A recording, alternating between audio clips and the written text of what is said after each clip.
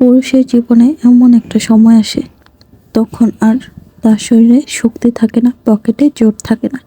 এতদিন যাদের খাইয়েছিল, যাদের কথায় নেচেছিল, তারা কেউই পাশে থাকে না। পাশে থাকে একমাত্র ওই অবহেলিত তার স্ত্রী, যাকে সে দিনের পর দিন অবহেলা করেছিল।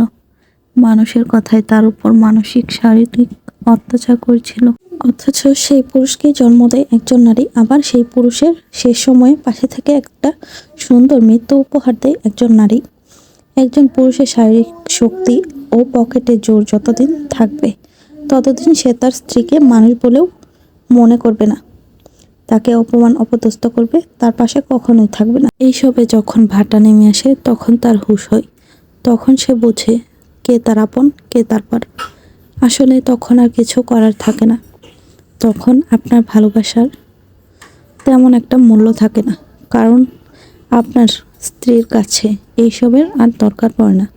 সে অভ্যস্ত হয়ে যায় অন্যভাবে, হেলায় অবহেলায়, ভালোবাসায়, যত্নে, কোনো কিছুতেই সে খুশি অখুশি হতে পারে না।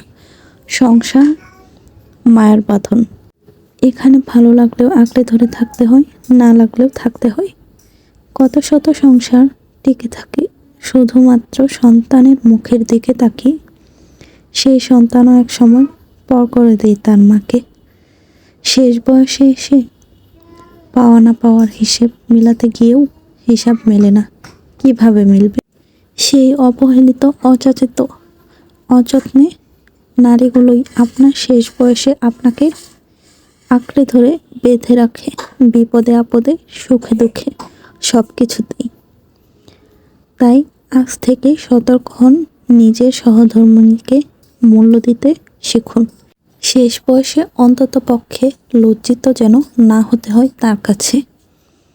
সে তো আপনার জন্য সব কিছু ছেড়ে চলে আসে, তাহলে কেন বোঝেন না আপনারা? সে তার জন্মদাতা জন্মদাত্রী মা বাবাকে পর করে আপনাকে আপন করে। তাই একটু ভালোবাসুন আপনার স্ত্রীকে। কথাগুলো কারো ভালো না লাগলে ইগনোর করুন। আর আমার পাশে যদি থাকতে চান তাহলে লাইক, কমেন্ট, ফলো দিয়ে পাশে থাকেন। আল্লাহ হাফেজ।